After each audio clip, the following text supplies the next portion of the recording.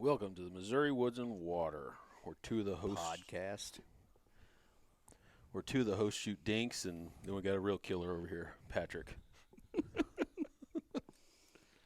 Where you're going with? I don't know where you're going with that one. That was a shitty intro.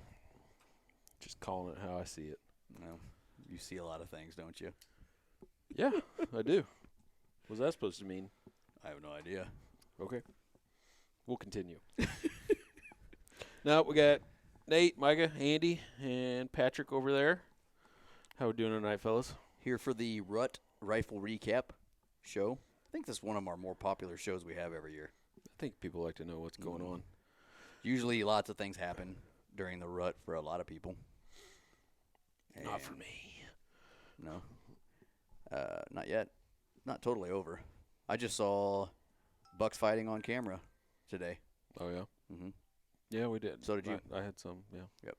Even at my other farm, I had some little guys. Two bucks that look like this. Yeah, little forkies. Oh, we should say hi to YouTube. This is the first time. Hi, YouTube. This is the first time I'm trying to do a in-person with video on YouTube. On the Sony Handycam. On the Handycam. I had my wife's, what do you call that, the DSLR? Yeah, the Canon. But I don't think the batteries last very long with video on those. So I'm just trying this first. I'm not going to be overly worried about it. We'll see how it does. So, YouTube land, if you're listening to this and it sucks, I'm sorry. We'll get it better next time. But anyway, we're doing that. And this is the Rut Rifle Recap. We have, I guess, 5 stories total that are going to be on here.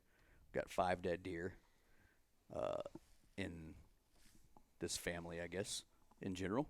So we'll have 5 of them. We're going to do them in order. So we got what we're going to do is we're going to do our sponsors. Then we're going to do my nephew, his story first, even though he was the last one to kill a deer.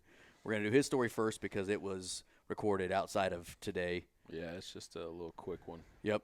Then Pat has an archery buck that he killed before me. And then my archery buck was November 22nd. And then Andy killed, was it opening morning or the second weekend? Second weekend, yeah. Second Saturday in the morning. And then in the evening, you killed another one, Pat. Yes. So that's the order we're going to go in. And it's November 22nd? I killed mine November 22nd with the bow. It was a Friday. A rifle. 23rd then. Yeah, you guys killed yours the 23rd. Yeah. Yep. I don't know what day that is. I don't know. Your archery buck would have been way before that. Because I killed my archery buck October 25th, and I'm pretty sure you killed yours before mine. It was youth weekend. Yeah, so would have been after mine, actually. I guess a couple days. Were you wearing your orange? Obviously. Yes. Of course. Obviously. It feels like we got to wear orange all the time now. I bitched about that the other day and got yelled at by both of you. Did we yell? I don't think we yelled. I swear this year I've worn orange more than I haven't. It just feels like it's a lot of gun seasons. Yeah. A lot of them. But they really only added 3 extra days. Well, what did they add? The early antlerless. What about the second youth? Is that a new thing? Isn't it? Or is it not? I don't know. They did it last year. Because I felt like I was they've going always to take Blakely and she didn't want to go. I always felt like they've had a second youth, but I don't know. I didn't know. I don't know. They might not have that many, but I've just been doing. And I guess I've been out a lot this year because I'm done. So I've been trying to get the boys out there getting stuff, but I feel like I'm like, oh, all right, the orange can go be put up, and then I got to wear orange this weekend. Damn it. Yeah. Got to go get the dang hat out in the vest. I mean, I don't think it matters, but yeah. But yeah, I'd rather not have to wear it. I wish it was just the hat. I agree. I'd be fine with put a hat on, you're good to go. Especially if you're archery. How you feel about that, Andrew? There's a lot just of a idiots hat out there. I'd rather just have full orange. You just be bright. Yeah. I mean, per capita, a hat doesn't cover you near like it covers me. Because there's Also a lot true. more of you to cover, so Yeah. I could see that. A hat for me is like 37% of my body. So I just know, just you hear the stories of people doing like just dumb shit and shooting Right. at stuff they shouldn't be, and Yep. Yeah, I'll go ahead and Wear the my vest. orange. Yeah. Yeah. You had like a full-on coat at one point that was totally orange, didn't you? I mean, yes, I have it's the old school orange coat. The old And fleece then- one. No, this is like that. It's like that. It Carhartt? doesn't make any sense. It's like that rain material. They're Oh, real slick stuff, so it's yeah, like the- noisy as just shit. Yeah, it's super Crunchy. noisy. So like, I don't know. I think it was technically supposed to be like a bird hunting Sure. coat, but But it was When- Blaze. when Kendall goes, like, I put this. There's a blaze orange hoodie, and it goes down to her knees. And like, I make sure people see her. Her entire body. Yeah. Yep. All right, let's do sponsors real quick. We've got Huntworth Gear. Use our code MWW15 evens for 15% off. I finally busted out the heat boost stuff this last weekend. I haven't worn it all year. I'm guilty. I just grab it. That bitch, like either the vest or something. I always seem to have heat boosts. Yeah. I always something. got something. Same. I love the vest. It's just comfortable. Yeah. I'm a hot-natured person in general, and it's been a pretty warm year. Yeah. I'd And rather. so And I'll be honest. I've been leaning more towards the grayling hoodie. which is the heat boost hoodie. Yeah, the heat boost hoodie. I wore did wear that, I guess, 2 weekends ago. I'll choose that one over the other hoodie most of the time. Do you? Yeah. Yeah.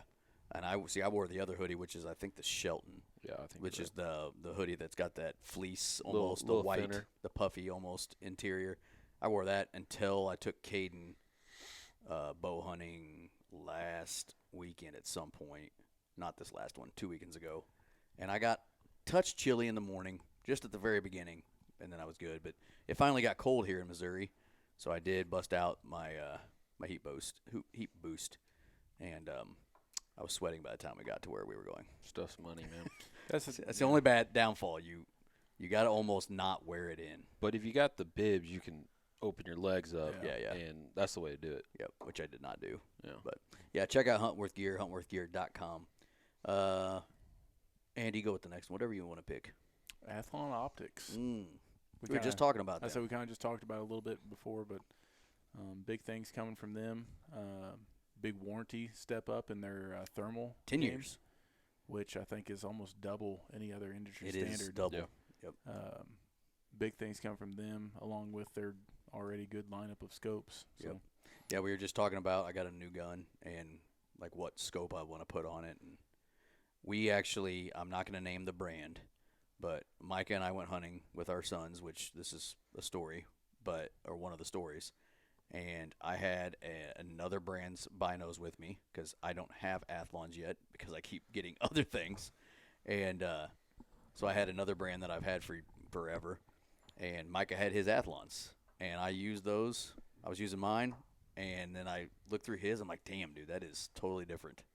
Now, to be fair, the Athlons were 10x42s. The ones I was using were 8x28. So it's not apples to apples, but I'm talking about the clarity of the Just picture Clear. They're clear. was just totally different. Yeah. So I'm not going to get the Chronos scope probably this year. I'm going to get one of the cheaper ones so I can get binos.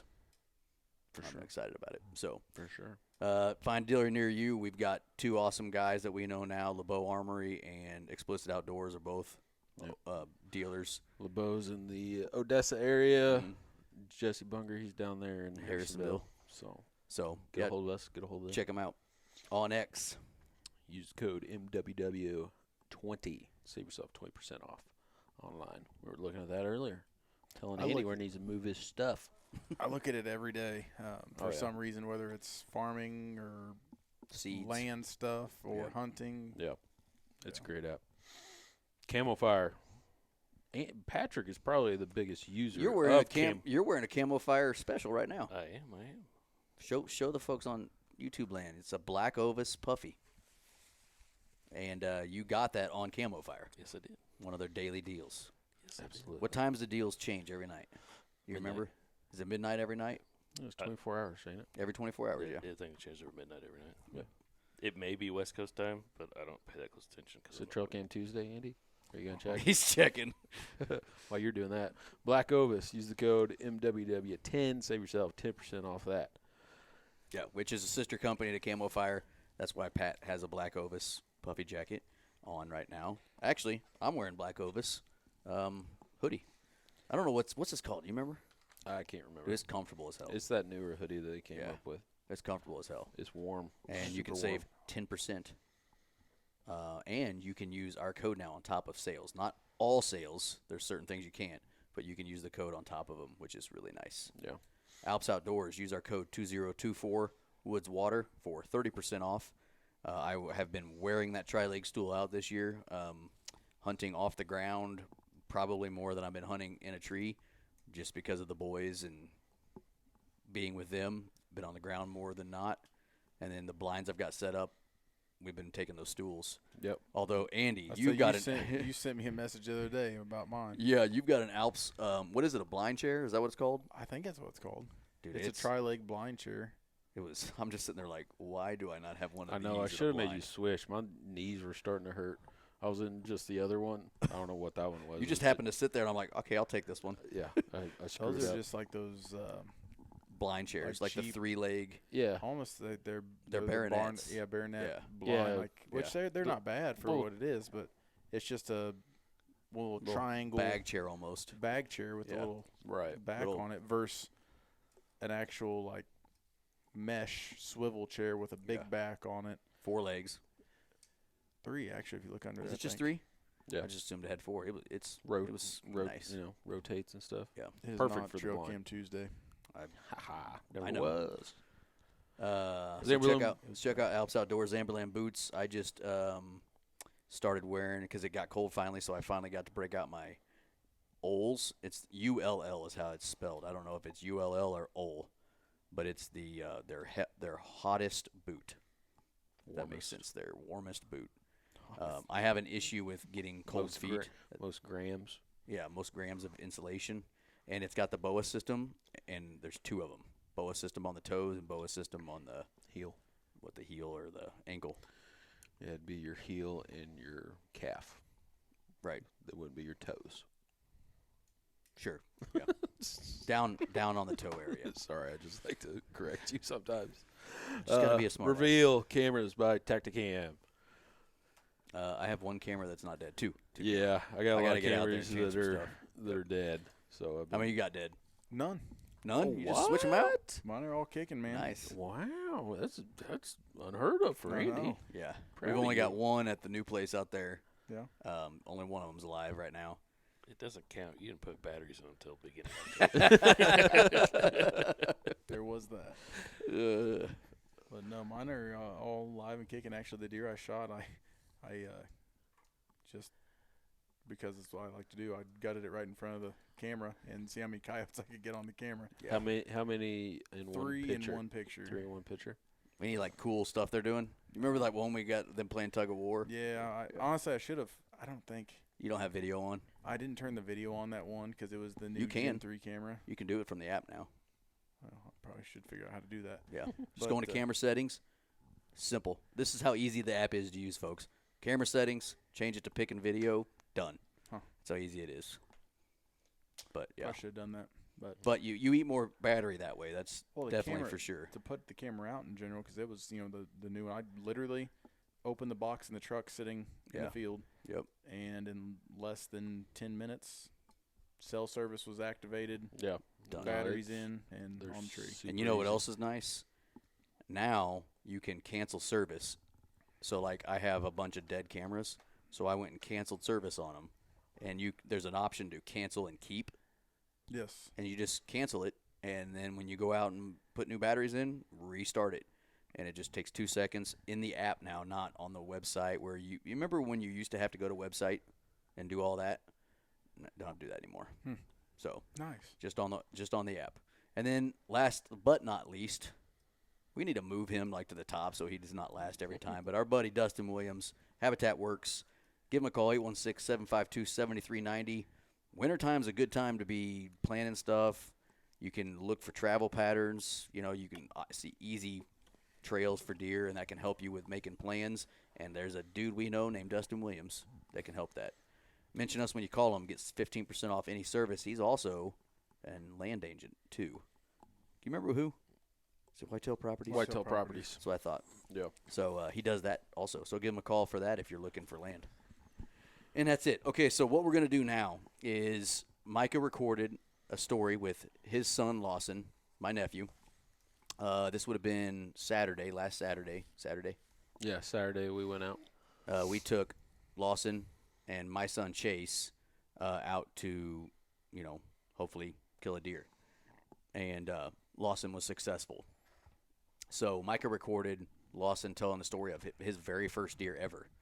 I'm not going to tell much of the story right now, but yeah, we cover it. Super proud of him, and he did a great job. So you guys are going to hear that story right now, and we are back. We're back. So everybody else just on podcast land heard a story that lasted 5-10 minutes. Yeah. Anybody that's on YouTube just saw me go, And we're back. and we're back. But that is the story. So congrats to Lawson. Very proud of him. So proud. I'm actually slightly shocked how it went. I was very impressed with how everything went down. I think Very we had impressed. a good system for it. Yeah. You were helping him out. I was on binos, making sure, And I verifying ended shot. up being on the binos too. Were you? Okay, Yeah, I didn't on the even final know. shot. And then Chase was actually videotaping the first time. The second time, I don't think he was. No. But- You didn't hand him the phone or something. Yeah, like that. I don't know can't where remember. it was, but he did a great job. We're not going to talk about how far the shot. You guys talked about all that, Yeah. right? Yeah, Okay. we covered it. So congrats to Lawson. So that's, that was the last deer that was killed. And then, so the first deer in this story of our rut rifle recap is Patrick. So you killed an archery buck. Was it October? Well, yeah, It it was, was, October. you said it was first U season. First U season, yeah. It was the opening day U season. I don't know Is if that- you're aware of this, but you weren't supposed to be hunting. Huh? Youth season, Pat, for the kids. doesn't mean a man can't hunt. What does Michael Jordan say? Can I say it? Hey, to be fair, he did take her hunting. I did take Blakely that morning. And how did that go? I mean, It wasn't bad. I mean, if I can get an hour to 2 hours out of her, it makes me Did good. happy. And Yeah. Of course, she called me the night before. I was leaving the stand, had just got in the truck, driving back home. Dad, I want to go hunt in the morning. Oh, turn around, go get a tag, Right. grab the hot hands and all that good stuff for her. Because you guys just sat on the ground. Yeah, we just sat on the ground. Yeah. Which, with a did kid, is difficult. You did know, she sit 'cause- still? Yeah, she does good. Yeah. Yeah, see, that's how my daughter was. She was great. 4 years. I started taking her when she was 4 years old. Like, she would do awesome. Lawson, we have to be in a blind. He does good, but it's just like that boy's moving. he's a wiggler. Yeah. Yeah. She took well enough. We had 4 does walk within 20, 25 yards of us, and they just walked past us. Had no idea we were sitting there. So, Perfect. So which that was really weird because she had a pink coat on with an orange vest over the top of it. I think you can use pink. Pink's one of the We were doubling up. Accept- Colors, double Is it really? Yeah, I didn't pink's realize there was acceptable. other I think that's acceptable right. colors. Huh? Yeah, pink's that's acceptable. We were doubling up. What about camo? No? Okay. It's got to be so many square inches Of solid of color. solid for No, I'll less be than damned. or whatever colors. I don't know. Learn the- something new every I don't day. know the rules. I just make sure. Right, they got right, it. right. Yep. But anyway, so that was Saturday morning. That was Saturday I'm assuming. morning. Yep. Saturday evening. was- Saturday evening, I went back out. Okay. So that was the 31st? No, no, it was the the weekend. 26th. Yeah. 26. So that was the day after I killed mine. Maybe My Yeah. first my first bow buck. I don't remember. Yeah. Well, That I was a killed long mine time on the 25th. So But yeah, I went back out that evening, and I saw the deer that I wanted Blakely to kill. That'd been watching a 6-point for like a week straight. Every time out there, he was running underneath the stand. I'm like, be perfect, bring her out. That 6-point came in, and he was pushing does all over the place, and ran out into the neighbor's field. And I was watching the neighbor's field, and I saw a buck enter the waterway at about 200 yards, and it was a good buck from that far. Got a small glimpse out of my binos. So I grabbed my riding horns and just beat the shit out of them. I like busted my knuckles against each other. And that a buck, I don't know if it's the same buck that I saw or another buck, comes barreling back into the timber on the neighbors. Mhm. I was like, well, maybe I've spooked him. Nothing's going to happen. Well, that 6-point comes back behind me again, pushing does, grunting, carrying on, and starting to get darker now. Because I didn't see much till probably. because that was before daylight savings, wasn't it? Yes. Yeah. So that was the night before. Yeah. The night of, I guess. Right up, Yeah. But it was, I didn't see much till probably that last hour where the activity picked up. Yeah. And it was starting to get darker. And out of the corner of the field, there's a big brush pile that the buck I ended up shooting came out of, and head down grunting. He was on a mission, and I saw him enough to know that it's legal, and he looked good, and I had an opening if he stayed in the field at 35 yards. So I got my bow, got ready, was getting ready to draw, and he turns and comes in that opening towards me. And still on a mission, I'm like, looks good. I'm getting excited. I'm like, fuck it, I'm going to shoot him. I'm jonesing a little bit after elk season. That fever. So I draw back, and The only medicine is more cowbell. So he comes in, and he's at like 18 yards. I draw back. He's clearing me. Personally, my favorite shot is a quartering away shot. Oh, yeah. So I'm letting him get past me to give me that angle. And I'm drawing back, following him, trying to get anchored. And I have a higher collared shirt. And it's kind of up against my face. And I'm trying to get that out. And I don't know if I was too laxed or if I was excited in that process. As I'm following him, my release goes off. Oh, and you are still shooting a thumb release, right? Yes. Yeah, that's what I thought. And so I spine him.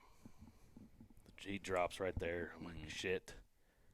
Enough for me to tell the arrow broke in his spine. So there's a ton of arrows. So I grab another one, draw back, and he's squirming, and he finally settles. And right as I release another arrow, he moves. And I'll go through the guts. So at this point, he's making all kinds of noise, and I don't know, it bothered the shit out of me. Grabbed a third arrow, finished him off with a third arrow. And at that point, my excitement, I went from being excited to pissed. Yeah, mad at yourself. So I think I texted Andy and my wife, said I got one down. I climbed down the tree, drug him to the field edge, went to my truck, went to town, got a six-pack, came back. Got a six-pack. Sat there, cooled off. Right. Went back down to the corner because he died like right in front of my stand. Drug him 130, 140 yards up to the grass area because I didn't want to drive in the field. It was still a little wet. Took care of him. Andy showed up about I was just finishing up. Yeah, you're about done Field dressing them. We loaded him up the truck, and it went from being Happy excited to mad. I was mad. Here's how I about knew it. you were mad. You didn't tell any of us. I didn't tell anybody. I'll be honest, I didn't even. I was talking to Andy like a week later. I didn't say shit because he didn't post it. I was like, I'm No, not I saying know. shit Like until I he was talking does. to you like a week later, and I don't remember how we got. Oh, I think I was like, "Have you talked to Pat? I need to text him. I see how he's doing." He's like, "He killed one." I'm like, "What?" So what did I text you? Holding out on me or something, MFer? Something, yeah, something like that. And you're like, "I'm just not happy about it," And so you told me the story. You called me and told me, and I'm like, and I get it because you take your bow shooting seriously. You shoot a lot. You read a lot about, heavy arrows and FOC and what you do. And, you put a lot into your bow shooting. So you're pissed because, it didn't go how you would envision it would be going. What probably made it worse is that afternoon I was like, I haven't shot my bow in a few days. I need to shoot before I leave. Right. And I have about a $50 size spray paint mark on my target, and I was at 40 yards. You beat it up. I missed it by a quarter of an inch with 2 arrows. And I'm like, we're good. We're golden. Right. And then I go and do that shit, and I was just madder than all get out. Yeah. You think so? Looking back, do you think it was because a few years ago, the one we looked for that you buried your thumb release into your hand, and so you ended up like punching it and you shouldered that one? Do you think it was more like your collar getting in the damn way, the buck fever, we'll call it, or a combination of it that caused the first shot to go the way it did? The second one I think was just bad luck. Like he moved. Right. Second was just bad luck. Trying to finish him off. Right. And, that sucks. But like, what do you, looking back, what do you think that you? I think I wrapped my thumb too early because usually I leave it off. Which I don't understand ready. what the hell you're saying right now, but. Well, I started wrapping my thumb around the thumb peg. Right. And I think I wrapped it too early instead of waiting until I got anchored and wrapping I see what you it. mean. So I think I had let up with my grip, just that touch, and my release is sensitive. It's very sensitive, and just moving around, I think I popped it. Right. Yeah. And that can happen. Like I know when I'm wearing heavier clothing, bow hunting, Right. I got to think about it, especially like thick stuff on your chest. Like when you draw back, if it's getting in your way or Right. whatever. I don't wear stuff on my neck, so I guess like if I had a gaiter on, I haven't really thought of that before Right. because I wear gaiters from time to time. But Well, it had gotten warmer that day, Right. and I didn't really plan for the cooler weather. right, And I ended up zipping up my hoodie further, and I had my hood up to cut the wind, and I mean, it is what it is. But yep. But he did die. he did die. And died quick. It just Right. not the way you That- wanted it to go. Right. Did- It was just so funny because like you were just like, I'm not telling fucking anybody about this. Done. Didn't really want to send $90 worth of arrows at it. And No. Son of a bitch. These things are expensive. especially the broadhead you shoot. Are you still shooting the No, his ain't that Magnuses. bad. Oh, okay. Or what, like 60 for 3 or something like that? Yeah, that's pretty 30, good. 30 for 3. Oh, 30 for damn. 3. I didn't know Okay. that. Yeah. Except for that I buried. I was well, thinking they were like in the same ballpark as the Iron Wills I used to shoot. No, I can go pick them up Bass Pro for $30. Did you see the Iron Wills like 120 for 3 now? I mean, doesn't surprise Like me. the first one broke in his spine, so that arrow's gone. Right. The one I gut shot him buried 10 inches in the ground, Yeah. and Damn. then the only reusable one was the last shot because it went through the top of the spine, and actually I pulled it out of his elbow Wow. on the opposite side. 30, 60, 90. Yeah, Yeah. that quick. Which is interesting because we're recording the show on September 3rd, which is the day our show with Corey Groff released, and Corey shot a deer just under the spine and had his like what was he shooting again? Do you remember? I can't remember. It was a hybrid broadhead, so it was mechanical, and it went in the deer and went under the spine this way. So, what is that? Parallel with the spine. So spine's right here, and it went under the spine like that. Had the broadhead been like this, and the blades of the Probably was the broadhead, it would have spined him and killed him. But instead, that deer didn't even act like it bothered him. It went into the no man's land. Yeah, that no man's land. And then he ended up killing it, a couple weeks later, I guess. Yeah. So, just kind of funny because it could have just been a half an inch down, and then he's running. And You got a picture of this thing? Yeah. I haven't even seen it. I have. If He's I got to send have- me the picture for the show release. If I have, I don't I've seen remember it it. now. Yeah, I don't think I've sent it to anybody. but you do tend to get mad at yourself when you feel like you messed up, Mm-hmm. which I guess we all probably I do. know you do. You got like roid rage sometimes with yourself. Yeah. You've never been mad at anybody else. Well, I get mad at everybody else, but He's never been mad at me. Okay, I'll say that. That's Oh yeah, man. hard to believe. Hard for me to believe. If he has, he hasn't said it. You ever been mad at me, Pat? I don't know what I would have done to make him mad. Just been yourself in general. Don't hit Oh me. yeah, that's a good deer, man. But still, though, congrats. I mean, Thank you. it's part of bow hunting that's where we've all experienced some sort of something not going the way we wanted it to. Right. Bow hunting. I've talked about it on our show. My very first archery deer ever, I didn't recover. So you're like, oh, great, this is a good start. So, it happens. I mean, he did die and died quick. If you look at it from that, like we were texting after that. You called me, and then we were texting after that, and you were saying shit, like negative shit, and I'm like, he dead. died in 10 seconds, man. Like, you killed him in a matter of 3 minutes or whatever it was. I mean, it could have been worse. it could have been worse. I mean, I had a bow buck that I messed up, and I didn't stop him. I thought he was close enough. I didn't have to stop him when he Right. was walking. Shit, I didn't find him till the next day, and he was still alive. Exactly. That makes you feel like shit. That one, yeah, and I remember that story vividly. Yeah, you don't sleep well on those nights. You do not. And we've all have probably had that happen. That shoulder one I had 2 years ago or whatever. That one, just not fun. I don't know. It's more the flopping around and Yeah, I that get shit. that. You don't Just want them. screaming. I don't like. Yeah, Just yeah. scream. Yeah, I don't like. You don't want to hear it. Yeah, I mean, as much as we're trying to kill them, we don't want them to. Suffer. We want them to die quickly. That's why I set my bow up the way I did, so it just zips right on through them, and they run away and fall over and don't know what happened. Yeah. Right. But in the grand scheme of things, like you think about the other things that could have happened. Right. You shot 2 inches low, goes through no man's land. He doesn't die, or he does die, and you can't find him.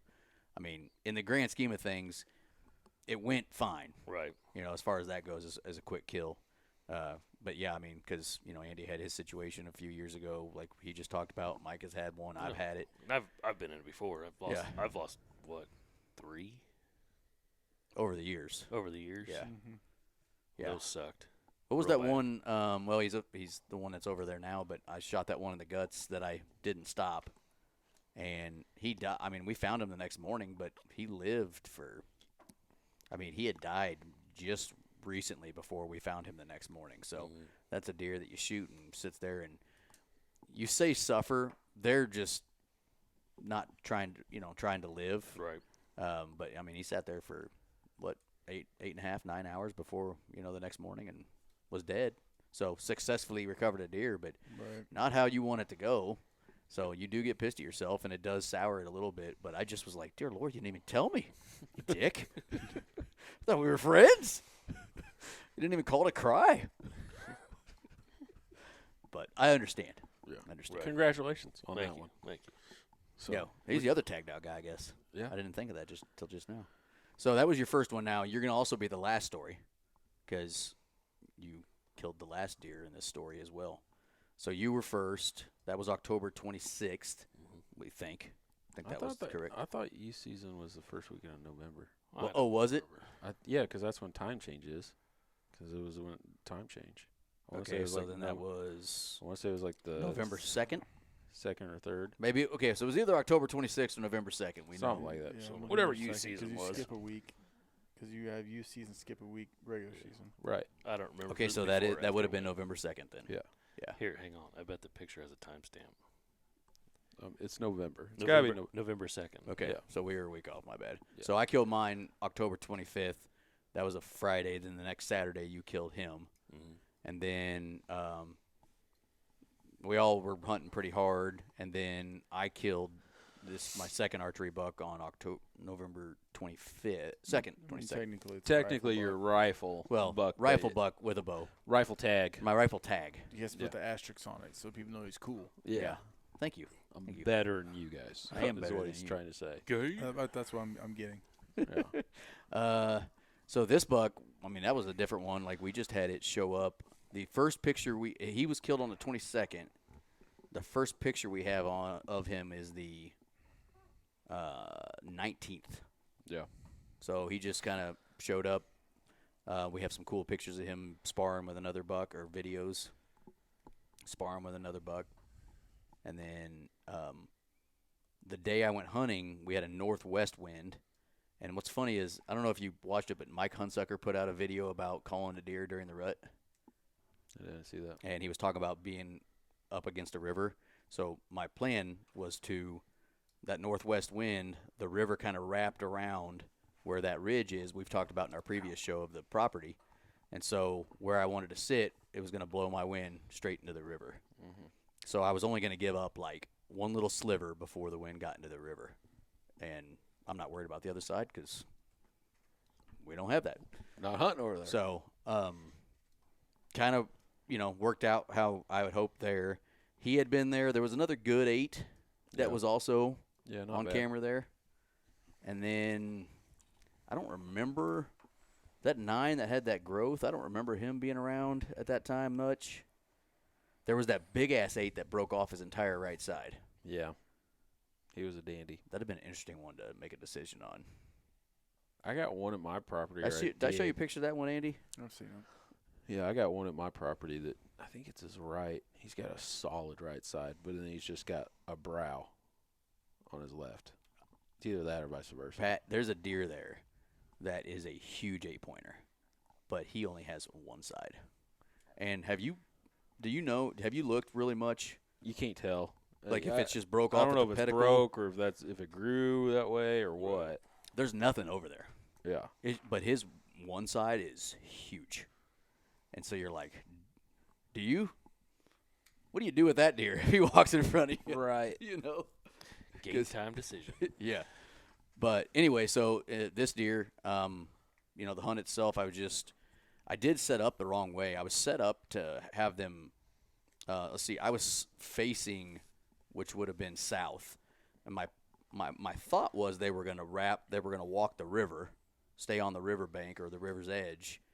And I was going to either get them on this side before they got my wind or this way before they got my wind, hopefully coming from the north before they got my wind. And so I found this tree. It was a pretty small tree. And really small tree. And I wasn't up I was maybe 12 foot up, and then the tree wise.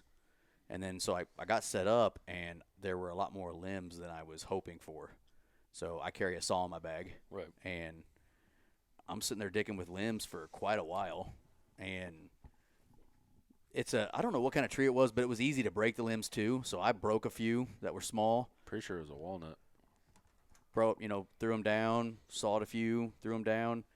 And finally started kind of feeling comfortable with the setup, and actually get a picture on our trail cam of him walking the opposite direction of where, like, he was walking west and I was east of him. So he had already kind of passed me up on the top of the ridge. And I was like, oh, cool. Well, he's in the area. Should I call to him or not? Because he's not in view of me and I don't really know. Well, just then, You like to blind call anyways. I like to rattle. Yeah. But I was like, man, I just watched a video that day Mike Hunsucker put out about blind calling during the rut. And he talked about, not the biggest fan of blind calling, but he loves calling when you can see the deer and see how they react. But so I'm sitting there like talking to myself and just looking, and I look behind me, and he actually turned around at some point and came down the ridge and was 60 or so yards in the little cedar thicket behind me. So I just kind of watched him, and he started walking away from me to the southwest. So I'm like, oh, we're going to see what he does. So I grunt, nothing. We're louder, and he hears that one. You can tell he hears that one but doesn't really care. So I snort wheeze at him, and he turns around and walks right to me at 22 yards. But unfortunately, there is a branch. Tree is about 5-10 yards away from me, and there's a branch. So I would be, for anybody on YouTube, I would be across my body shooting. He was on my right side, so I would have had to turn like this, and I just couldn't clear that branch. And he came to this tree that had been blown down, I'm guessing, in those high winds. So I mean, those high winds. It was a down tree. It was a freshly down tree, and he came to the other side of it and just didn't want to step over it or go around it. So he stands there for, I don't know, a couple minutes. He yawned a lot. Is that a deal? Is that an aggressive thing? Yawned? Yeah, like looked like he was yawning. Was he panting? Looked like yawning to me, dude. Anybody who is listening right now, let us know what. Was he doing like a lip curl? It did not look like lip curls to me, man. It almost looked. I swear he was yawning, like, let's get this going. So he did it every time. Both times he came in, before he came all the way in, he did this. He'd sit there for 5 minutes just yawning. And then he'd stop and he'd lick himself, and then he'd yawn again, and then he'd leave. So anyway, he did that and just would not come to where I needed him. Either he needed to step to his right or needed to come towards me, and I just couldn't take a shot. So he starts walking away, and I grunt, nothing, snort wheeze at him, and by the time I snort wheeze at him, he's 60 yards, stops, turns around, comes right back to me again. Same spot. Stops at that tree, and that time he looked for a while for the fight, and it's decently open in there by this time. Like, they can see. Yeah, not necessarily at their level, though. I guess that's true, but there's some growth. everything's dead. Everything was dead. But So, same spot. I could not take a shot at him. By that time, I had taken my I was in my saddle, so I had taken my, what do you call that damn thing? Tether? Sure. And I had, like, turned in my platform to where it was in front of me, so kind of like I was just standing in a tree stand, and I still could not get by that big limb that was in the other tree. So he stood there for a good while and starts walking away again, same direction he was going the first two times. Grunt, nothing. Snort wheeze, nothing. And he gets to about 80, and I just grabbed my rattle bag and just went just like real quickly and stopped. And he stops, turns around, thinks for a minute, and then just runs to that spot a third time. And this time he gets to that spot, and he had kept, every time he walked away, he started a little more south every time he started walking away from me. So the third time he started more south than he did the other 2 times. So this time he came to the root ball of the down tree instead of just a little bit further up the tree the other 2 times. Stops, looks. In the meantime, while he was walking away the third time, I had moved my feet to the far right side of my platform, so I am facing that down tree. So my shot was going to be now across my bridge, and I could clear that if I needed to that third time. The first 2 times I just really couldn't move. He was 22 yards away, and if I would have moved, he would have caught me. So I was ready this time for that same shot. He comes to that root ball, thinks for a second, and then starts walking right down the trail. The landowner had mowed a trail for us. Some trails through there, and so he just starts walking right down that trail. And I'm like, oh, crap. I kind of wanted him to just stop broadside right there, because now he's walking right at me.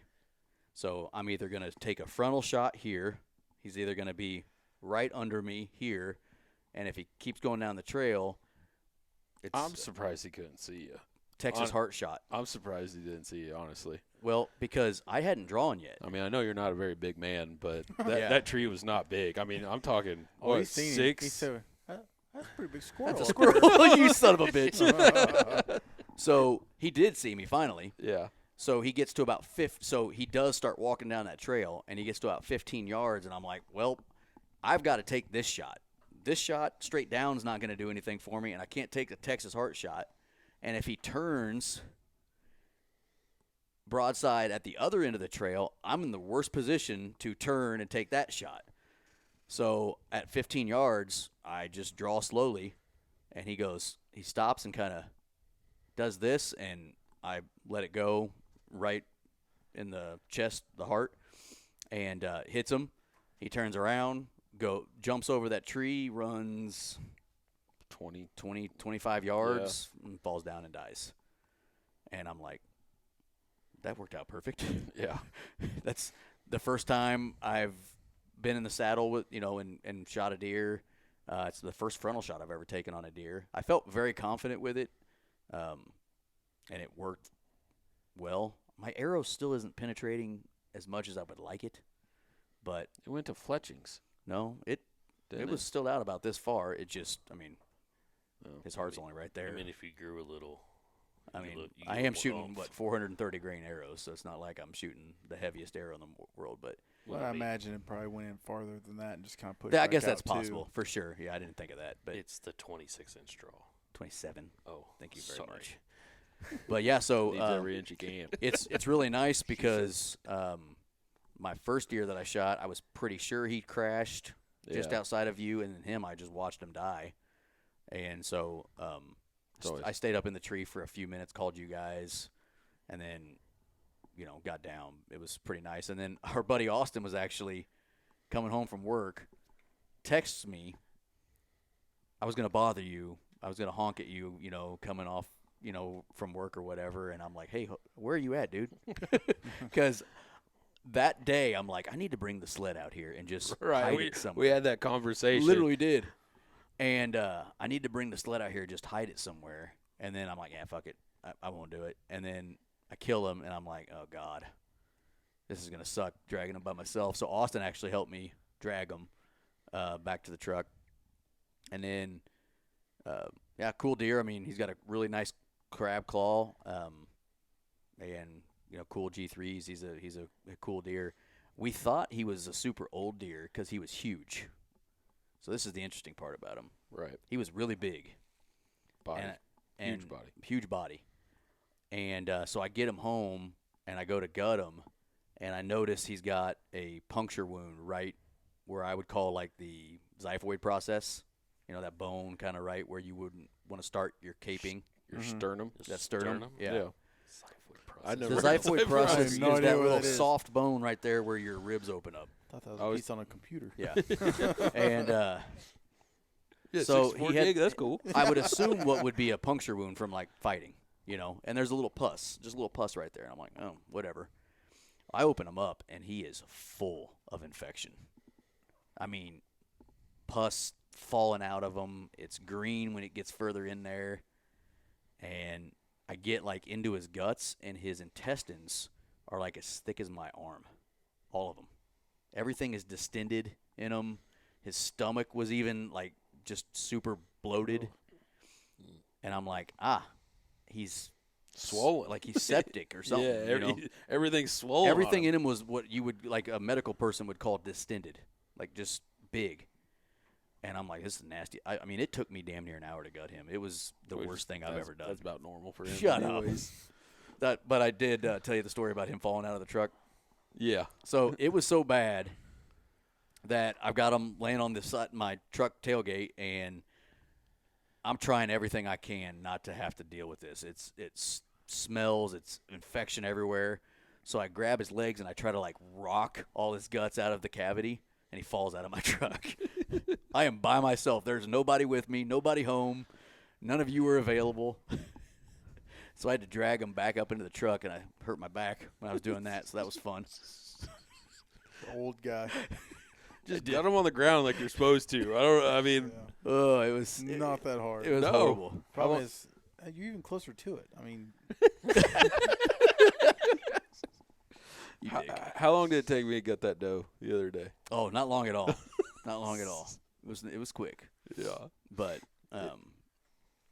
you know, it would have taken me double the time. So your 5 minutes would have taken me 10. But I'm telling you right now, if you would have dealt with that infected ass I'm deer, sure it was gross, because you turned your head a few times the other night. Yeah, I did. And once you get a whiff, dude, that infection was. I took one video because obviously once I got in there, I wasn't touching my phone with what was all over my hands. Right. But I took one video. I don't know if I kept it or not. But dude, it was freaking nasty. Did I send it to you? Yeah. It was right at the beginning of when I started gutting them. And I must not have saved it. I was going to show Pat and Andy. It was nasty. So I don't think our listeners can see your video. Yeah. Nope. But anyway, so that was him. So I think that was about all of it. So he did. Very nice. And you've actually already got the Euro back. It's back there behind us on the wall. Yeah, he's back there trying to decide if I should mount him or not. I'm a fan. I think, Andy, you and I are very similar. I don't love Euros. I like mounts. Yeah. But he is bigger than I kind of thought he would look once I got him home. And so like he doesn't score well. But he doesn't score good. well because he's only got 7 scorable points. I mean, he broke both of his G1s are broken. G1s are broke is a big part. And then and he in the pictures, which you guys have probably seen, he goes straight up. So he's got really good. He's got 23-inch beams. His G3 on his right side is 12 and some change. I think it's almost 13. And then his left side G3 is also good. His G2s aren't amazing, but he's a good deer. He looks impressive. So it's kind of like, man, he would look nice with, a cape and a face. Right. But, gosh, at some point you're like, how many? So I don't know. But I'm like Andy. Like, I don't 10. I don't really love Euros. I've tried to have a rule with myself that if I shoot it, I'm going to mount it, but that's hard. You also get a trigger finger. Happy trigger finger. A little bit. Well, I mean, that's a good rule of thumb, too. Yeah. But if I'm not, I'm probably going to shoot a doe. Type deal. Right. And then, I know not all deer grow to be 170 inches. Some deer just will never get there. They'll die 120 inches at 7 years old or something stupid. Yeah. But I don't know. Yeah. So there's a mature deer. There's going to be cases I know of just an old mature deer. I'll still shoot it just because that's a trophy in itself. Yeah. No matter the rack size. And I would say he was a little bit older because he had a really gray nose. I would think he wasn't going to make it through. He looked like just an old brute. Yeah. He really did. He stunk, too. I will give him that. Like, he was definitely rutting. That doe stunk.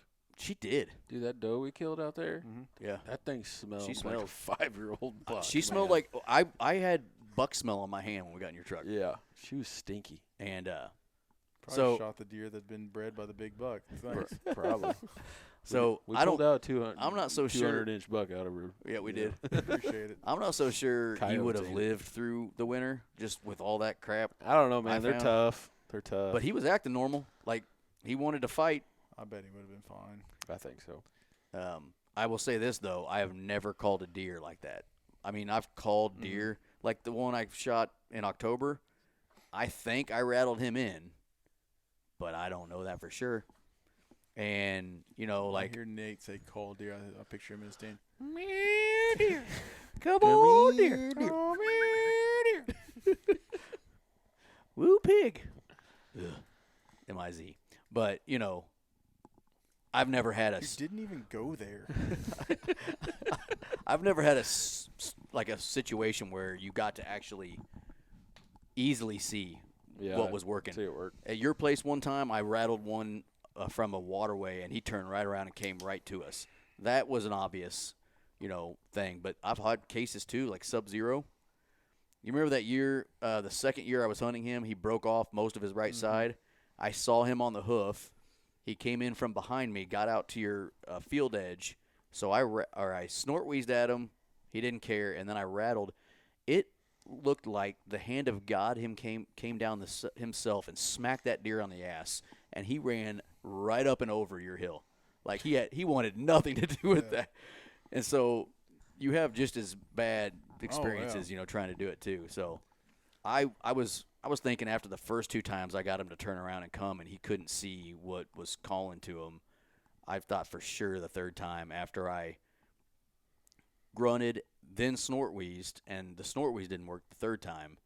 I'm like, man, I don't know if it's because I just hit him quick and stopped, if that helped me. I just thought if I did it too long, he was going to pinpoint me. Right. And so it was just, and I put him down. And I don't know if that just got him enough to turn around. All but fired up. But he did. He ran that time, and that's cool to see. Yeah. Because you get really excited, like real fast. And I probably should have been drawn, but I just didn't think he was going to close the distance. Gonna commit. Right, all the way. I mean, he was damn near 80 yards away probably on that third one. So, but it was cool. So that was mine, tagged out. And then we'll get to your tagged out in the last portion. Yeah, we're gonna. So that was Friday night. So we had 3 hunts in a row as a family right here that went good because we went Friday night, Saturday morning, Saturday night. I guess we did.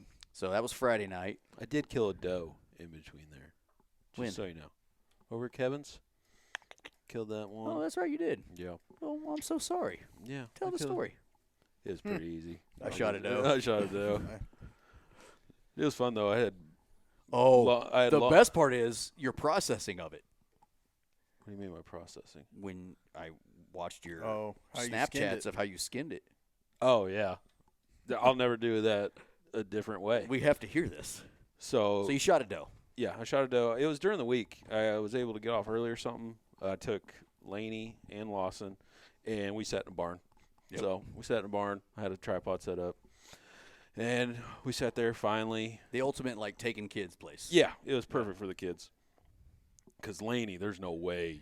I mean, Oh, man. she's 3 and full of piss and vinegar.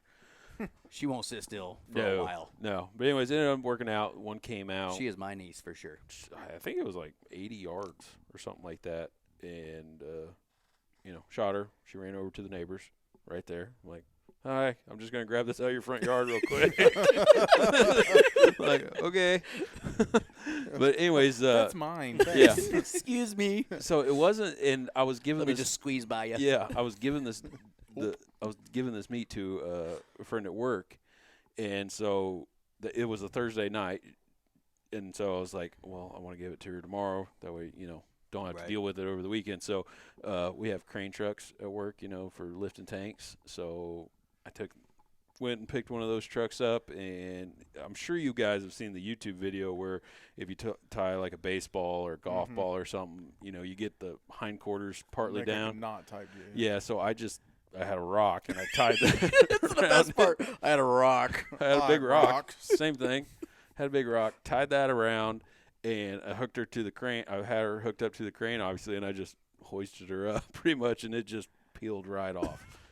I've done that with both the does so far, and I will never do it a different way. So if you get yourself a crane truck, if you happen to have a crane truck just sitting around, Sitting around, you know. it's pretty money, you know. And then you can lower and raise it, you know, real quick when you working on the fronts, working on the backs. It's pretty cool. But yeah, spoiled. Yeah. Yeah, a little spoiled. I do. That. I forgot about that. Yeah, that's pretty cool. Yeah. Okay, so yeah, Friday night and then Saturday morning. So we go from Pat archery, and then we're into rifle season. This is the second weekend though. So that my Friday night kill was this. Well, I guess it would have been the first Friday, but what is that? 6 days after the season started, and then Saturday morning. So the second Saturday. So the 26th. No, 23rd. Gosh, do that every time. Yeah. So, I mean, honestly, that hunt itself was pretty uneventful. But opening weekend, my daughter wanted to go. She's 6, and so she just wanted to go sit with me. And I know what text message I got. I don't even remember. I got a phone call. How's it going? Not great. I'm about to throw a 6-year-old out the window. Not good, huh? Yeah. Honestly, it went good for a little bit, and then after that, like, you know how kids. Yep. It was constant something. I need this, need that, and we had everything. We had pillows, we had blankets, we had snacks. I'm hunting in a hard blind. Did she happen had to a have heater. Skittles? No. Okay, so we found some Skittles in there, and Ben is like, Oh, those are I mine. bet these were Kindles. Those are mine. The gummy Skittles. You had some Yeah. Mountain Dew in there too. My boy wanted. He's like, "Can I drink it?" I'm like, That's that right. might be peas. Son. No, that was Mountain Dew. I left it in there all week, sip on a little at a time. That's funny. I forgot about that. But He did drink your water bottle. that's what's in there for me. Fully stocked deer blind. It's pretty legit. Pretty nice. But, I will say. I need to go get my tripod and stuff out of there right now. But anyway, so we went. It was getting to be like 8:30, and she had Pat's daughter's birthday party to go to that later that morning, and so we're like, all right, well, it's about time. We're gonna have to leave, and I look behind me, and there's a doe and a buck standing in the field. And I'm like, oh, okay, like here we go. And we'd seen some filter through different things, but I look back, and the more I look at that deer, I'm like, that's a good deer. Like, I don't know why it was skewed. That's in a the beginning, good buck. but I started looking at it, like, that thing is wide. It wasn't very tall, but it was just a real wide, super nice 8. I'm like, Kendall, I think I might shoot that deer. Like, that might be one that should we shoot it? And, of course, she's like, Yeah. yeah. She's like, yeah, shoot it. And she sits down. I'm like, if we're gonna shoot this deer, like this is what we gotta came help me for. out Like, here. come on, like. So then she stands up, and I got the window open and in position, and the deer kind of walked to a spot that wasn't safe to shoot. And I was like, oh crap. Okay, well, it's gonna come closer. Actually, the way it walked, there's only 2 ways it could go: back the way it came or towards me. Well, it comes towards me, and I was wrong. There's a third. It could go directly behind me in the fence line. So Turns out that doe, there was another option. that doe walked like right behind me, and it's one of those things. They were so close I couldn't see it. They're in this fence line directly like behind me. I would be able to see if it left one way or the other. Nothing went anywhere. So I'm sitting here mad at myself, like if I would have just shot it and not been like, Kendall, stand up. But I said that's why I'm here. I took Right. her if she could be involved in this, and I don't think she just understood what it all meant yet.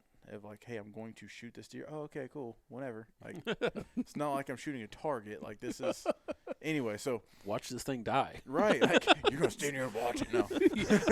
He's got her just stand up with her eyes open. We're going home and we're watching Bambi now. No, but we're sitting here, and then she finally kind of understood and got excited. Like, Dad, shoot it. I'm like, I can't see it anymore, honey. Like, I believe Andy's response to us, let me move these trees real quick. yeah. And We're getting a play for the listener. We're getting a play-by-play during this, Oh yeah. and we're texting back and forth. And I think one of the things I said was, "Just shoot it." And you're like, "Oh, let me just move these trees real quick." I know it's back there, and that's what's pissing me off even more. I know it is within 50 yards of me.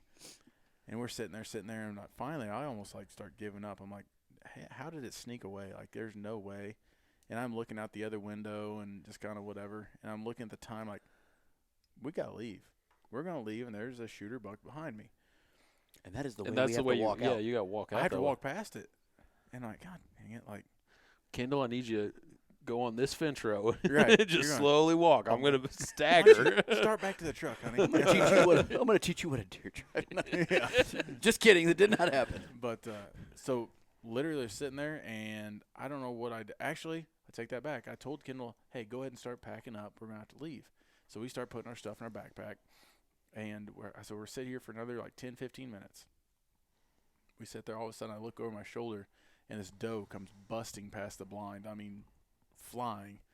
And I was like, oh, crap. So I grabbed the gun, come out the window that it was going to run in front of. And about that time, I look down, and this buck runs under the ladder of the blind. Like, Oh, wow. Are you shitting me? like not in between the ladder, but like I could have spit on this deer from the blind and blast out into the middle of the field. My wife's uncle was hunting in the property also, like straight in front of this blind. Mm-hmm. And this deer is right in between us. And I'm like, I can't shoot it. I can't shoot. And mind you, it's going mock Jesus chasing this doe. Mock Jesus. And I'm on it. I'm like, meh. How fast meh. is that? And I start like, hey. Like, I was finally like, it has to stop because it cleared him. I had a safe shot. I'm screaming out this blind. It doesn't pay attention one. It doesn't even flag. It's tail down, dogging this doe. Right. It runs over to this thick waterway that I haven't mowed yet, and they get in that waterway. And I'll tell this story on him because I know he Is that the one to the west? straight north. Okay, that one. Yep. I'll tell a story on him because he doesn't watch. I mean, he loves being out there. I heard this part.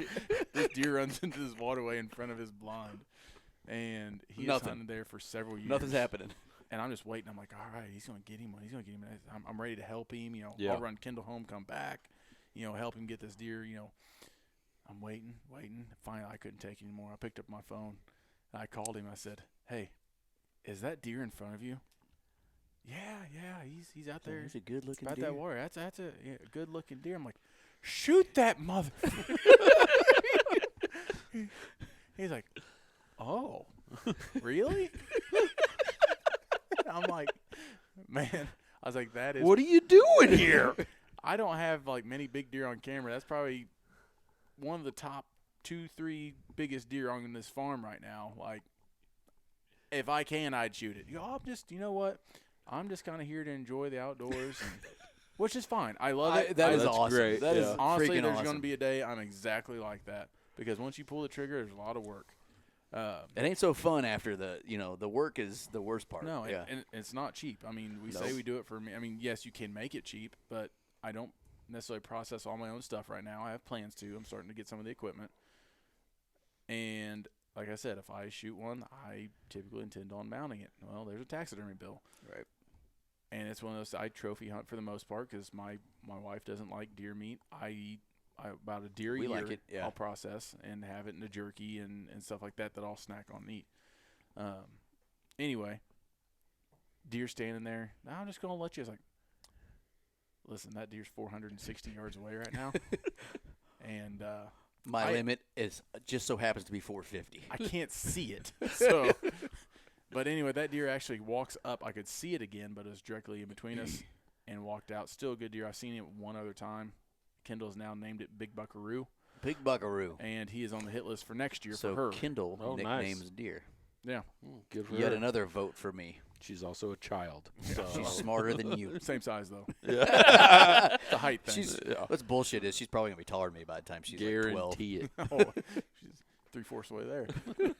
But anyway, so we did see the deer walked away back in the timber. We snuck out, took her to the party. So that was honestly I wonder if it's the same deer we saw. Possible. easily could be. That was the biggest buck encounter I've had this year up until that point. And then, if you've listened to any of our early episodes, I started hunting with my mom really. Mm-hmm. My mom's had some not bad health issues, but health issues. Mm-hmm. A knee one year. She had shoulder rotator cuff last year, and this year she had her other rotator cuff done. So she hasn't been able to hunt for about 3. She says 5 years. I think it was actually 3 or 4. Whatever it was, she hadn't been able to hunt very much. My dad said, dude, your mom's going to stir crazy. All these people going hunting around here, and, like, she can't go. So I just called her, like, hey, want to come out and just watch deer with me? And so she came out. You literally have that perfect setup for Oh, something. yeah, like that. it's great for that. I love doing it. I mean, just Yeah. you can kind of take a little inventory, Yeah. I don't know. So we went out and we seen, of course, a ton of deer. And it was early in the afternoon, like 3:30. This pretty good one, 8-point, walked out. And with her good arm, she just started smacking the shit out of me. Andy, right there. What are you going to do? What are you going to do? What are you gonna do? Like, Mom, calm down. Carol, Like, take it what- easy. What are you going to do about it? What are you going to do? I'm like, Mom, that's just not the one. Like, hang on. And she is literally beating me right now. And I finally, like, you want the gun?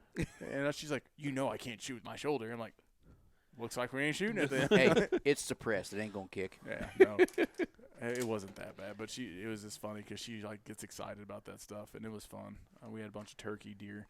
So I had a good time doing that, and I don't know what day that was. Friday, maybe, afternoon. I truly don't remember.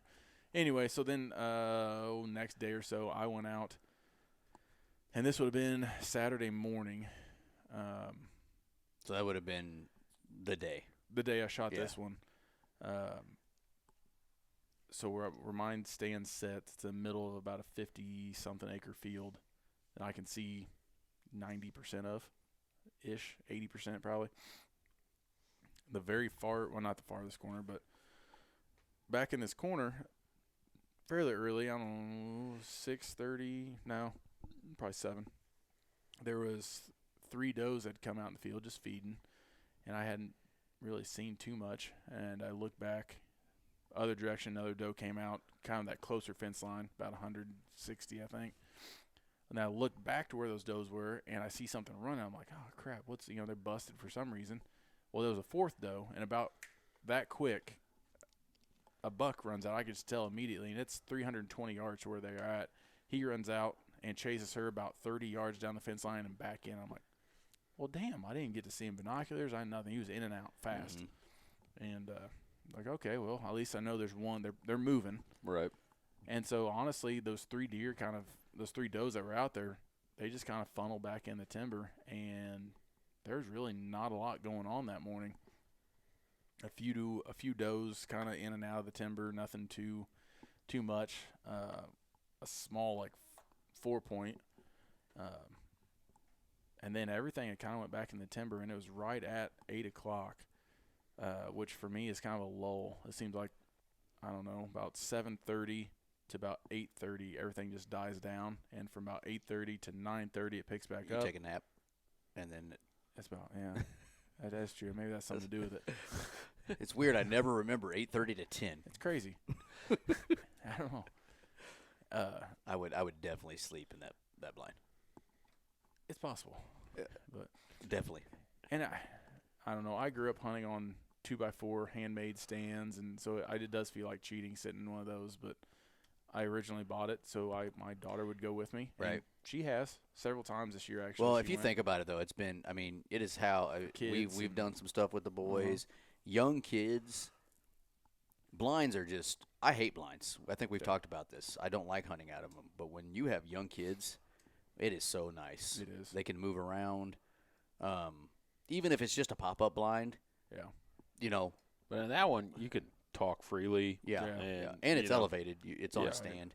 That's why we need to put that one together that I've got. Bow season, I'm not a big fan of blinds. Sure. I mean, just Right.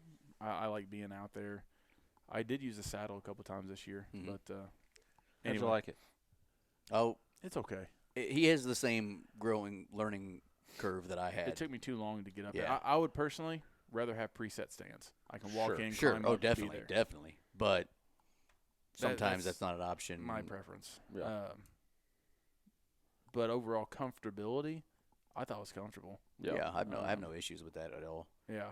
And if you had to like run and gun where like I put a gun to your head and said you can't do pre-hunt stands, you can't do anything. You have to hunt out of that. If you had a full year with one, Sure. a season, by the third week, you'd be up and down if the I was tree. a public land hunter or, Yeah. like you said, someone who didn't have the access to multiple stands, Right. great option is Yeah. that saddle. Yeah, like the lease. Like we don't have any Absolutely. stands there. Right. You know, it's just kind of our hunt. Yeah. It works perfectly for that, and it doesn't take long to get really good at it. I could see that. But And didn't the first time you tried it in the dark, didn't you? yeah, first I Yeah. had never done it before, The first time climb was in the dark. and I just went out. It's ballsy. I like it. Like your style. You know, I like your style. but so anyway, yeah, back to Yeah. the deer. So look back over. It was right at 8, and there's this buck standing on the edge where that one had ran in, and I was like, man, like he's 320 yards at that point in time. Like that's a good deer. So I pull up my binoculars and I see a pretty good mass and see tine length. I'm like, That's a real good deer. that's a real good deer. And actually, the deer I had been holding out for, there was a double drop tine buck that we had known for at least 3 years, Yeah, and you've talked started about finding him for a pictures while. previous that the neighbor had killed. Was it the night before? Was it the same night I shot that It might have the been. crab claw buck? I don't know if it was the night before or a couple days before. So It one was of those very things recently. That was Yeah. off my list, and this deer doesn't score a lot. Like, he's just a freak deer. He Right. probably scores in the 130s, truthfully. Which one? The The double drop time? Yeah. Yeah. It's It's just- I think he regressed, honestly, from last year. I think I did, yeah. But he's a good old deer. And It he's was got on- double drop times. It has double drop tines, and he was on all the neighbors' hit lists. Like, we talked about him. We all knew where he was, but nobody could get the clear shot at him. Like, he'd been seen 3 or Was 4 he on times. you? No. No. No. And that's the problem. I was waiting because the year before last, second weekend at rifles, when he bumped over to me, he got tired of pressure. Yeah. And he bumped to me, so I'd kind of been waiting. And then once he died, I was like, okay, well, I changed my expectations. I look over, I see this deer, great time length, tell it's good mass. I thought he was a clean 8. I like clean 8. I just like 8 points. I mean, nothing. Beautiful Not like deer. I wouldn't shoot a 10, but Right. I don't know. So I'm looking at him, and I was like, yep, okay, I'm shooting this deer. And so he was at 320 when I first seen him, but he wouldn't stop walking, and he walked all the way to the corner. And I'm like, damn it, like, okay. He's getting ready to go either back into the timber or he's going to jump the fence, go to the neighbors. And I know he's going to shoot him. The one neighbor diagonal, there's a longer story issue there. Age shooting. Yeah. And so I had actually sighted that gun in and had a pretty good idea where I thought I needed to be. And I'll tell myself the first time, he was 350 that corner, and the first time I shot, I missed. And that deer stood there and just looked around. So you shot over. I knew where my Suppressors. 300 is exactly. Like, I am hitting a 4-inch pie plate at 300 6 out of 6 times. Yeah. He was at 350, and I adjusted. I'm like, it's going to have a little more drop. Right. I'm not a big 6'5" person. That is what I have in a larger caliber that I can shoot suppressed. It's done good for me. I'm shooting the 129 grain SSTs. Probably not the best big game round. It has more of a ballistic tip, but my gun likes it, groups well. I'm a believer of shot placement. However, you should probably hit the animal with the shot placement. I mean, ideally. Ideally, yeah. So, I was So like, you adjusted a little too much. I did. Yeah. And I was like, man, maybe he's just not up against that But timber. I've That's shot. what's I've nice. shot over deer before, and if you shoot over them, they usually don't do shit. And they just Especially when you're wait there. suppressed. He has no idea he what had just no happened. clue. Right. So Yeah. I was like, I'm Well, just he gonna heard hold- it coming over his head. He picked his head up and kind of looked around like, did I hear something? Like, what was that? And then, so I just went like, I'm just going to hold dead on him at that 300 mark. And, yeah, that's what did it. And so he was in the farthest corner. I could probably, there's one other corner I can shoot a little farther. But that's my farthest deer kill to date is 350. So, I don't know. I'll take it. So Yeah. Heck yeah, man. I got up on him and a lot more mass than I thought. He's a Good- really, good really mass. massy. Tons of mass. Yeah. 9-point, actually. I didn't see one of the kickers on the other side. Yep. But the Athlon scope, honestly, we talked about this. Like, the scope qualities, like, I feel like, one, you should always be comfortable shooting at distance and know your holdovers if you're holding over. But Right. your son's deer was at 200, 220. 220. One, with the the clarity of the scopes, but the Athlon scopes, the zoom ratios, and still keeping that clarity. A 200-yard shot is what a 100-yard used to be. Right. It just the types of rounds, the hold, you're sighted in for 200, I believe. So really, that's a dead-on hold the crosshairs. I didn't tell him. I was like, right, because he knows. He's like, yeah, I put it right behind her shoulder or whatever. I wanted him to actually hit shoulder, but yeah. I think depending on what round you shoot, with it's not a bad idea. The American whitetail American, but I was doing it was whitetail, 243, so it was with the 243. Yeah. So I was gonna tell him to hold on shoulder, but I didn't mess with it. Anyways, but he put it right on there, and sure enough, he made a perfect shot. So I don't know. I think that a lot of our shots can be, I don't know. I'm comfortable with that distance. Worked out for myself. But it was a good deer. I don't think I've ever had an opportunity at a deer over 300 yards. Normally, I've always grew up as a timber hunter. My shots are under 100, if not under 50. Yeah. And so this blind out in the middle of this field is a completely new ball game for myself. Right. And coyote hunting has changed my comfortability with shooting longer ranges. Comfort behind a rifle. Right. I mean, in in general, general. rounds. Yeah. Especially with coyotes, you got to know your holdovers because you're talking 6-inch target essentially almost. Yeah. Right.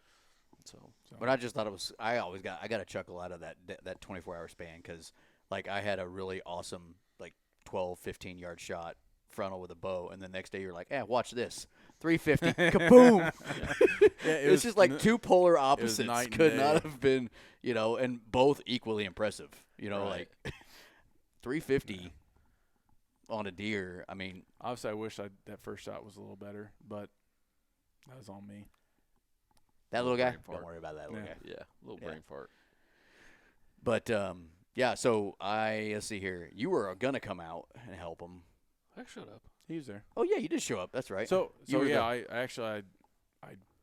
text my wife, said, "Hey, got one." I text Pat. She walked all the way. That's right. I text Pat because I knew he was not far away, mm-hmm.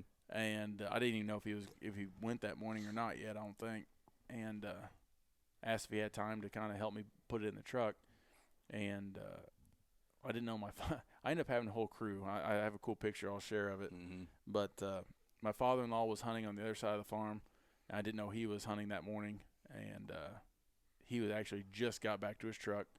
And then I texted Nate and said that I had one down, and he asked if he wanted help. I was like, I got plenty of people coming. He's like, I'll come anyway. So then like it's 10 minutes from my house. Right. Like, so then I text Pat back, and he didn't answer. By the time he seen my message, he's like, I'm already on the way, because I was just going to tell him to go ahead and keep hunting if you were coming. And then my cousin Austin was driving by. He's like, "Hey, whose gray truck is out in your field?" I said, "Oh, that's Pat, but he's helping me get a deer. I got one down." He's like, "Oh, cool." I was like, "Come on back if you want." So we ended up having four trucks back in the field, and 8 people. Yep. Yeah. My son was with me. Austin's son was with him. Pat. And that's what I mean. Then your father-in-law. That's kind of like rifle season is. Yeah. I miss deer camp just because of all that. Well, and I only experienced like 1 or 2 years of check-in stations. Right. Where you used to go check the deer in, with the paper tag. I remember as a kid doing it. I don't remember how, like, when it stopped, but. And that's kind of gone now. So, but there's still part of that, with small groups, when people talk, there is complaints about rifle season, in our state, right? But there are things like this that you wouldn't get back if we didn't have some sort of a gun season. Right. The camaraderie, the number of hunters that increase during that time of the year is exponential. And a lot of people would stop hunting if there wasn't a rifle season. Oh, yeah. Because for some of those people, and I know several people that only rifle hunt. And that's just kind of like the way they do it. That's the way of their family's tradition, their life. That's what they do. They go for that 10 days or whatever, and they kill what they kill, and then their life moves on. And you would lose that. And I mean, there were, like you said, there were 1, 2, 3, 4, 5, 6. I mean, there were like 8 of us there. Yeah. Just talking while watching you gut it, and took pictures, and just. I said it earlier in the podcast, but I drug it over in front of I don't know, 30 yards from my trail camera. So I went up, drug it back in front of it, and gutted it there. I ended up having like 50 pictures of me gutting this deer. Yeah. Yeah, but that was just a cool deal. And then let's see, that was Saturday morning, and Saturday night, I think I was driving, I was doing something when you did yours. But what? I was gonna say at this point, Saturday morning, I finally got a good deer on the ground, and big deer, so I felt pretty good about myself, for a little bit. Kind of got my legs back under me. Pat comes in, big dick swinging. Just says, Kind of literally. wait a minute. Hold up. Oh, wait, I forgot a him. minute. That's hilarious. This is Yeah. going to get good. This is going to get good. So Pat went hunting. That's what I went. I guess you call it that. I want to preface something real quick. Pat calls me, I don't know what day it was, and says, hey, The my- night before rifle. the night before rifle season, says, hey, the rings on my 270 are loose and my scope's loose. So I don't have time to sight this back in. Do you have anything that I could borrow for right now that's sighted in? Step in the 6 arc. So I should. So I spot check a couple guns. And he actually ended up getting the same suppressor I did. So I just sighted in with my suppressor and then handed it to him. And he shot it once with his on, make sure there was no change. Still dead on. Mm-hmm. Good to go. So day before rifle. Then opening weekend, had a kid, that falls and that. So we had birthday stuff. I got to hunt like 3 hours opening weekend. That was it. But didn't see anything. The following week comes around. I went out that morning. Went to the west side of the farm that I've only hunted 3 times prior in the entire 5 or 6 years I've hunted there. Something like that. You've done some things there, though. Yes. Set up, saw a few does, then Andy texted me, and right as I was getting ready to leave to go help him, a small buck stepped out. Don't know how I didn't see it directly in front of me. There was a good-sized rub 60 yards straight across the field directly in front of me. I'm like, I'll remember that for this afternoon. Went and helped Andy. My mom came up. We ate lunch with my mom and stuff, and I was like, I got time. You know how you think you got time to get settled in and go get ready, and then I realized I need to go now. Oh, crap, it's 3. Yeah, it was essentially what it was. It's 3 o'clock. I got to go. So I drive over there, grab all my stuff real quick, and I'm just sitting on the ground. I don't have any stands on that side of the farm. Mm-hmm. Start walking towards the field, and I bust something about the area I was going to sit. I'm like, you know what? I'm just going to beeline over there and sit down. So I'm sitting off a little ditch. You call it a creek or is it a ditch? Drainage. It's a tributary. A tributary. But basically tucked in there. And See how he just knows everything now? Yeah. Sell some seed. Now he knows it all. It's a tributary. What are they tributing to? The Terry. Who the fuck's Terry? Put it reverse. Put it in reverse, Terry. Anyways, so I'm just tucked up. Proceed. Just tucked up in brush and sitting there. Had a group of 5 or 6 does come out way out in the far end of the field. So this is my first time using an Athlon scope because I don't personally have any. So I'm playing with it and trying to figure out, because I'm getting a new gun, so I was trying to figure out what I want. I maxed it out to 20 power and watching these does out in the far end of the field. Well, they ended up walking all the way crossing me. Didn't think to ever turn it back down. Just remember that. Because I think it's the Aries, the one that's like a 4 to 20. 3 to 18. 3 to is- 18. is the Aries. This is a 4 to and then 20. This is The, a 420, there's whatever that is. so you've got Argos? the Argos? Helos. Helos. The Helos Helos. is what it Yep. is. BTR Gen 2. Yep. That's a I good. That's a remember good that. scope. Yeah. Yep. I broke I mine, like that one. and that was like a.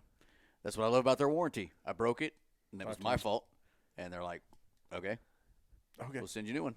Like, that was that. Anyway, moving forward. So I watched these does walk by me, and they went actually crossed the road because I'm maybe 55 yards off the road. I'm not very far from it. And my knees are hurting sitting in the tripod chair, mainly because I'm sinking in the mud. that's my only complaint about long sits in those Yeah. tripod. They kill my knees. So then I had to pee. So I was like, you know what? It's almost like that prime time last half hour getting Better get close this to out. it. Better get this piss out real quick. Better get it out. So I stand up and start taking a leak, and I'm actually facing the road taking a leak. So sorry if anyone drove by, but Nobody saw anything, dude. no. Not But- from 50 yards. Need that 20 power. So midstream, I look over my right shoulder, and this buck steps out at 80 yards. And I'm like, shit. Pinch it off. Nah. Mind no, you, just Pat tells me later, I got caught with my dick in my hand. You know, that's a normal saying Pants down. for people. Yeah. And I'm like, oh, yeah, what happened? He's like, no. My dick was in literally in my He texted me that. He Yeah. texted me that. I'm like, what was he doing? Is he jerking off out there? He's like, no, he was peeing. Oh, that makes more sense. So this deer steps out and just turns down that tree line I'm sitting in and starts walking to me. I'm like, so I finish peeing and tuck it away, and I can't move because he's walking right at me, and he walked to like 20 yards from me, and I'm like, God. I don't know what to do. Just don't have a clue. I'm just How standing far there. away is the gun from you? It's behind me, Oh, Like how no. far? like a step and a half. So Because you I kind can't of reach it. no, because I kind of rolled out of the chair because I was sunk down far enough I couldn't stand up. It's the fat man roll. Ugh. So he makes it there, and he's head down, kind of following, sniffing the ground. Then he realized something's up, and he pops his head up and just bolts. And I'm like, shit. So I drop to a knee, flip the safety off as I'm getting the stock to my shoulder, and apparently I've been playing with the stock and didn't have it locked. So I go to my shoulder, and I slide it all Snap, the way snap. forward. Because it's I'm the like, AR crap. style, Yeah, AR-15 it's arc. The trigger 6 stock. arc, Yeah. So I grab it and pull it back out, and I have it on a tripod, but the way I had to turn, I just went to one leg and buried one leg in the ground Right. and just loosened it up so I could control the gun. And the deer runs out to about 70, 80 yards, but he's on top of a terrace and skylined himself. And that's when I realized how big he actually was. I was like, oh, shit, I need to shoot him and shoot him now. So let's crosshairs settle, squeeze one I off. swear if this doesn't work, I'm never pissing again. I'm pissing everywhere I go. And I heard it hit. I'm like, good. Well, he takes off like a bolt lightning back to where I shot that big 8 a couple years ago. Mm. And it is thick. And Andy warned me, you may not have a good blood trail. So anyways, I started blasting as he's running away. Like, I am fucking just whop, whop, whop. So anyway, I just started spraying. that part out.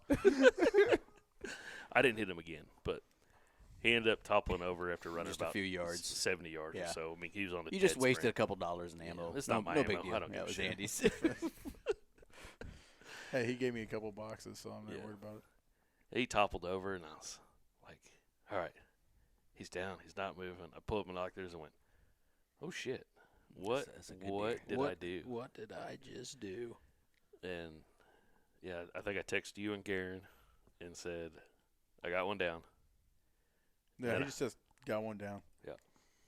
I didn't realize how big he was still yet. It was good. I walked up on him like, Oh, he's real oh, yeah, good. that's real good. Then I texted you to see what you were doing because I thought he was at a football game out of town, and you were not. 'cause- No, football game was at 2. And it was No, in Higginsville. I was home by then. Your football game was at 1. Mine was at 2. Yeah, but it was in Odessa. And So mine was in I was, Higginsville, yeah. but I was doing something Saturday night because I didn't get to go see it. Probably taking the boys or something. Maybe I was hunting. Doesn't matter.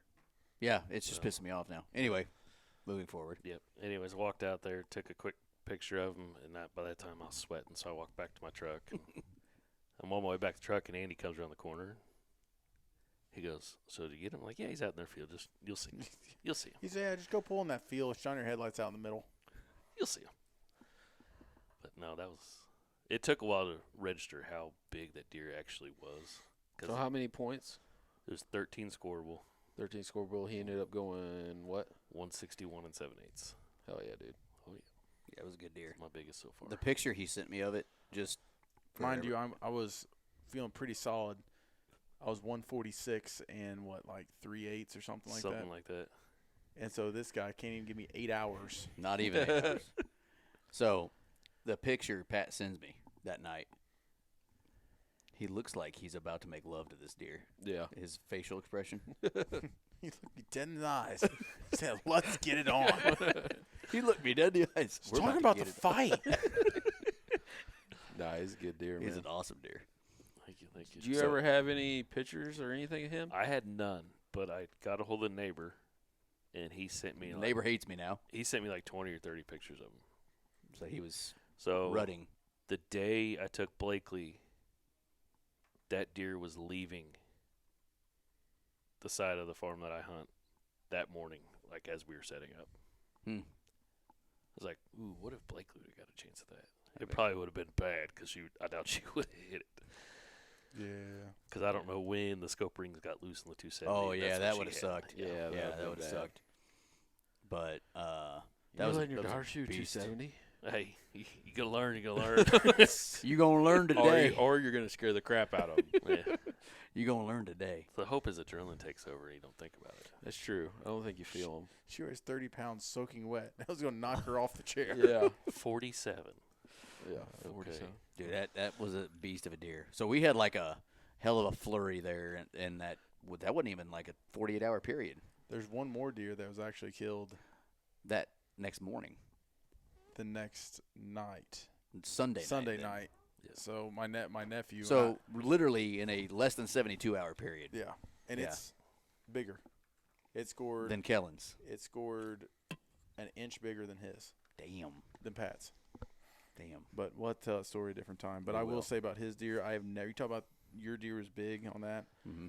I've never field dressed a deer that had more muscle on it than what my nephews did. It had muscle in places like field dressing a deer. I'm like, there's not supposed to be something attaching this. Like, what is happening right now? Like, that thing was a monster. Hmm. I wish we would have weighed it. We never Yeah. did, but I've only it was a 10. cared about how much a deer's weight. That deer right there, I mean, just how much he weighed. You get deer, like, I think he was 292, and that is gigantic. I mean, Mhm. just big. And when they look muscular like that, that's when you wonder, you're like, This- damn, how much does he weigh? Deer was like the And middle they, linebacker. in for our the- area, they can get that size. Yeah. I mean, they got the food, they got the resources in most of Lafayette County. It's that pioneer corn. It's, That's it is right. that Pioneer corn. Call Andy Umfeld for all your Pioneer needs. That'll be $3,000, sir. But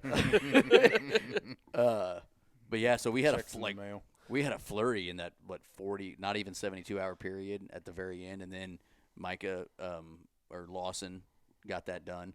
Did you tell the tracking part of it? The tracking. Yeah. I thought it was hilarious to let them track. Yeah. You've seen that meme, hold up, let them cook? Yeah. It just made me think of that when you're like, It's let him mentioned. track. It was mentioned. Yours? That's Braxton's. Oh, that's Braxton's. That's you can tell he's He's thick. thick That's a thick old boy. in a nighttime picture. Ooh, yeah. Heck yeah. So let's see, rest of the season, me and Pat are done.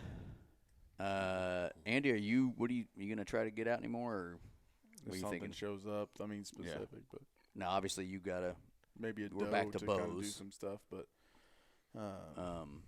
and then Micah, If something we need to check. I mean, we need to change camera batteries and stuff. But this is the first year we've had this property that we're leasing, so we really don't know what to expect as it gets colder right. and the rut dies down. But Yeah.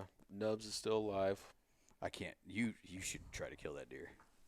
yes, Been trying to kill him, crazy. but Like you need to just be like he shows up knocking on doors and being like, "Listen, I want to kill one deer and one deer only. He's not big anymore. I don't know where he goes. I don't know where he goes. He's got to go east." I guess. I don't know. That's all. But there's conservation. And it's not like close he can by. go far. I don't know. I've never seen him walk. Couldn't tell you. Because he can't walk. Yeah. He's only got 3. I mean, I know he can walk, but that's just crazy to me that deer is still alive. And I got a buddy. He's got to be 10. I don't know. He's probably 7, 8. So that first year you knew he was alive when he got his leg blown off. He was a gigantic deer that year. 170s plus. That deer had to be minimum 5 by then. You don't know that. Could have been an outstanding. There's no way. Could have been There's an no way. outstanding No. 3-year-old. Not a chance. No way. When I first got pictures of him, I thought he was 4. Okay. That year he was 170s. Yeah.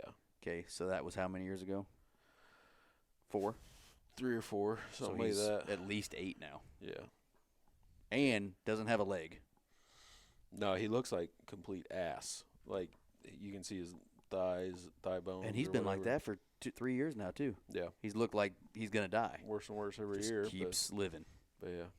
But I've gotten 1 pictures of him since rifle, or it was during rifle, but it was like 3:00 in the morning. So, Right. Yeah.